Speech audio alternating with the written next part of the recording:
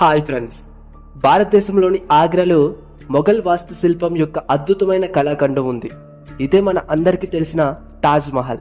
ప్రపంచ అందమైన కట్టడాల్లో ఇది ఒకటి.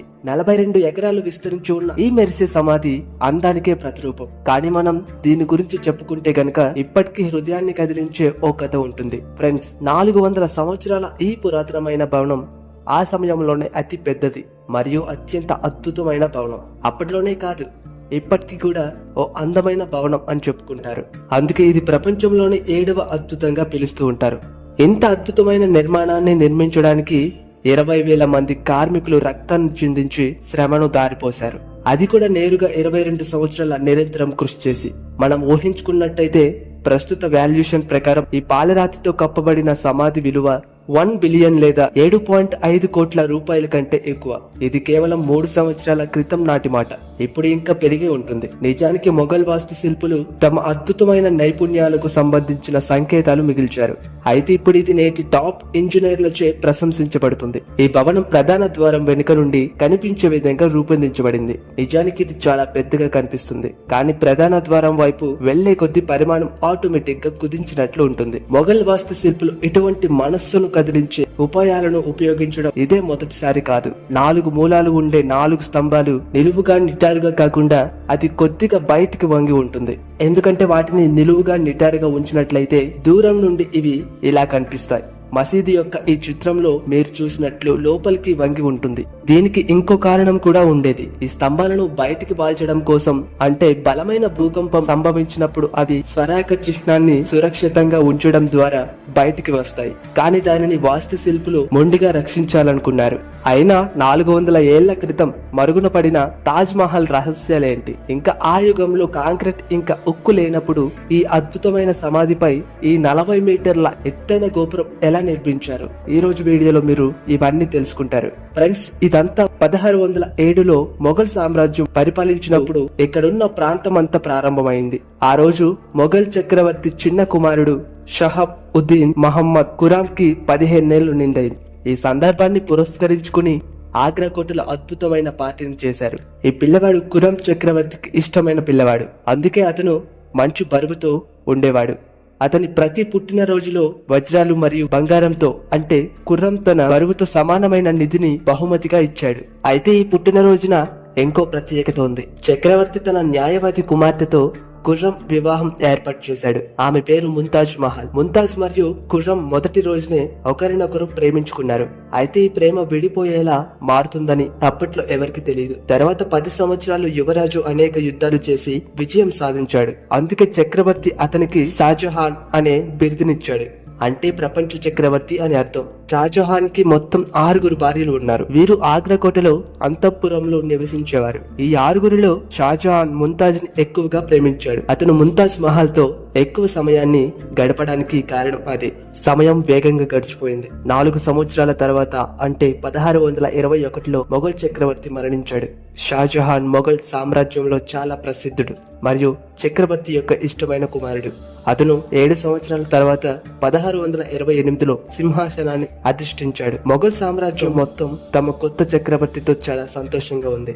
మొఘల్ సామ్రాజ్యం ఉన్నతమైన స్థితిలో ఉన్న సమయం ఇది. మొఘల్ సామ్రాజ్యం భారతదేశం, పాకిస్తాన్ మరియు ఆఫ్ఘనిస్తాన్ లోని అనేక ప్రాంతాల్లో విస్తరించింది. షాజహానే అన్ని నిర్ణయాలు తీసుకునేవాడు.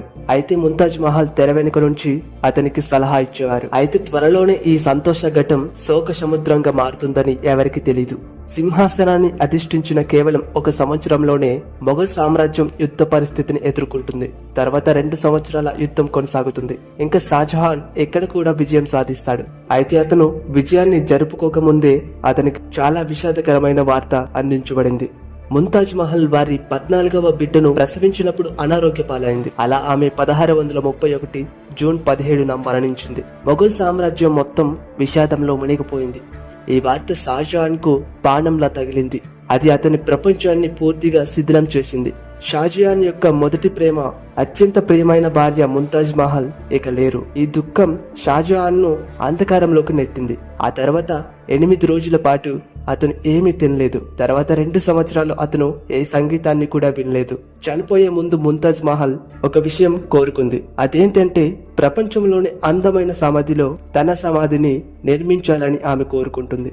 ఈ పనిని పూర్తి చేయడానికి ముంతాజ్ మహల్ చివరి కోరికగా ముంతాజ్ మహల్ మరణించిన 6 నెలల తర్వాత తాజ్ మహల్ పనులు ప్రారంభమయ్యాయి. మొత్తం సామ్రాజ్యం నుండి దాదాపు 20,000 మంది కార్మికులు, శిల్పులు మరియు హస్త కళాకారులను తీసుకువచ్చారు. షాజహాన్ ఆదేశానుసారం మనుషుల సైన్యాలు ఆగ్రాకు తీసుకురాబడ్డాయి. ఎందుకంటే ముంతాజ్ మహల్ సమాధి యమునా నది ఒడ్డున ఉంది.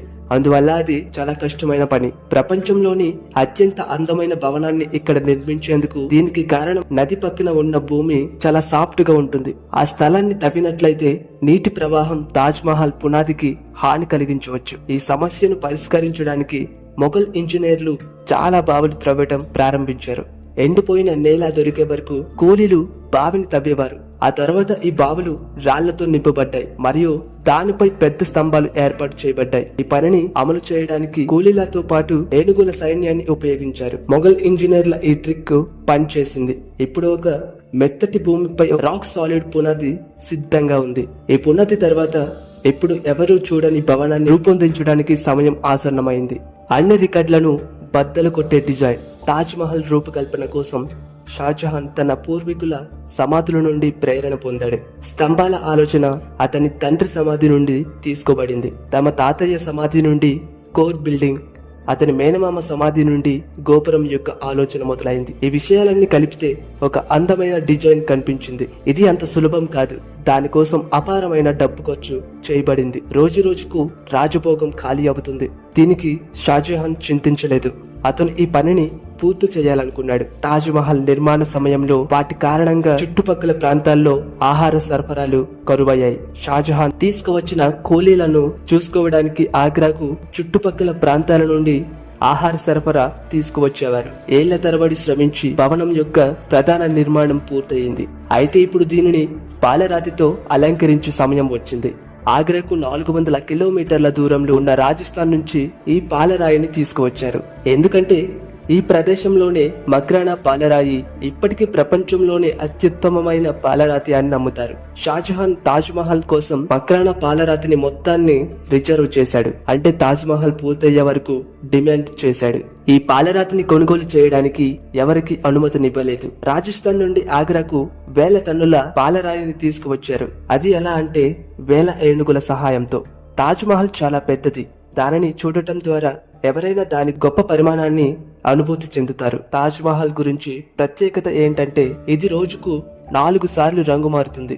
సూర్యోదయానికి ముందు నల్లటి నీడని ఇస్తుంది. సూర్యోదయం తర్వాత ఇది లేత పసుపు మరియు గులాబీ రంగును కలిగి ఉంటుంది. ఇంకా మధ్యాహ్నం ఇది అద్భుతంగా తెల్లగా కనిపిస్తుంది. నీలాకాశంలో తెల్లటి ముత్యం మెరుస్తున్నట్లు మరియు సూర్యాస్తమయం సమయంలో భవనం మొత్తం బంగారు రంగులో కనిపిస్తుంది. 22 సంవత్సరాల తర్వాత 1654లో ముంతాజ్ మహల్ నిర్మాణ పనులు పూర్తయ్యాయి. షాజహాన్ తన ప్రియమైన భార్య కోసం ప్రపంచంలోని అత్యంత అందమైన సమాధిని పూర్తి చేయడంలో విజయం సాధించాడు.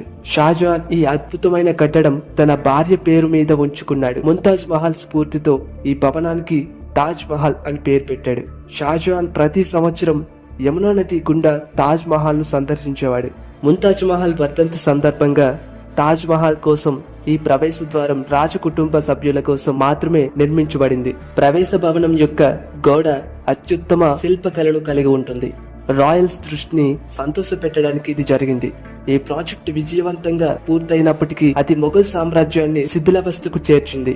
4 సంవత్సరాల తర్వాత 1654లో అతని కుమారుడు సింహాసనాన్ని పడగొట్టాడు. మొఘల్ సామ్రాజ్యానికి చక్రవర్తి అయ్యాడు. షాజహాన్ ను ఖైదీగా చేసి ఆగ్రా కోట లోపల ఉంచాడు. షాజహాన్ కు ఒక సౌకర్యాన్ని కల్పించబడింది. అదేంటంటే కిటికీలోంచి తాజ్ మహల్ ని చూడగలగడం. 8 ఏళ్ల పాటు జైలు శిక్షను అనుభవించారు. ఇక 74 సంవత్సరాల వయసులో షాజహాన్ కూడా ఈ లోకాన్ని విడిచిపెట్టిపోయారు. ఏదేమైనా ఎంత గొప్ప అందమైన కట్టడాన్ని కట్టించిన షాజహాన్ కి జోహార్లు.